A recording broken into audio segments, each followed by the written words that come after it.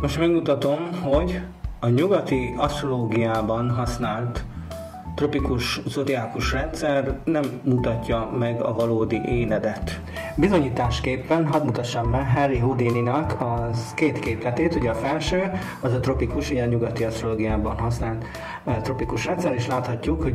hogy március 24-i születésű ugye Houdini, és azt mondja, hogy ez szerint ugye a Kósba teszik, és itt van a Vénusz, de valójában a sziderikus asztrológiai szerint pedig Houdini, ő igazából még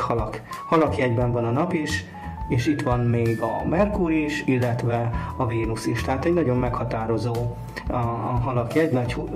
súlyt fekszik ide ezen a jegyen, és ugye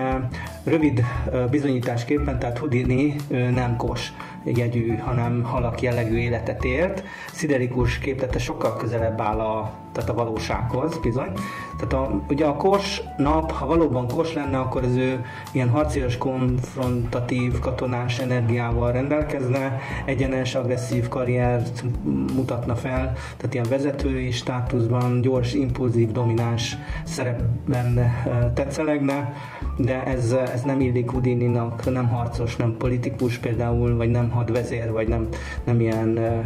nehéz energiával, vagy gyors energiával van, hanem sokkal inkább ugye a halak, nap és Vénusz a valós képletében az ugye itt van, és ugye a halak illúzió, titok, láthatatlan világ, tehát Houdini pontosan ezzel foglalkozott, börtönökből szabadult, zárt bilincsekből tűnt el illúzió és varázslat által, és ez kifejezetten a halak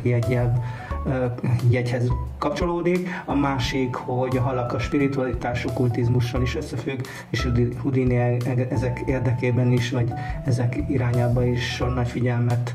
fordított, illetve a Vénusz halakban az művészi előadó, színpad, közösség, varázs, ugye itt van a harmadik házban, nem csak szabaduló művész volt, hanem sztár volt, aki igen kreatív művészként adta el a produkciáját, és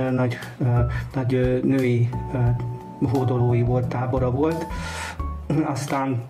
szóval, hogy ez egy tökéletesen, a Houdini ez tökéletesen mutatja, hogy halak, és teljesen hiányzik igazából a kos jelleg. Tehát röviden, Houdini élete nem a harcos, kors, egyenes küzdelem volt, hanem a halak illúziója, a misztériuma, a titokzatos felszabadulása az jellemezte őt, a közönséget nem az erejével, hanem a láthatatlan erők illúziójával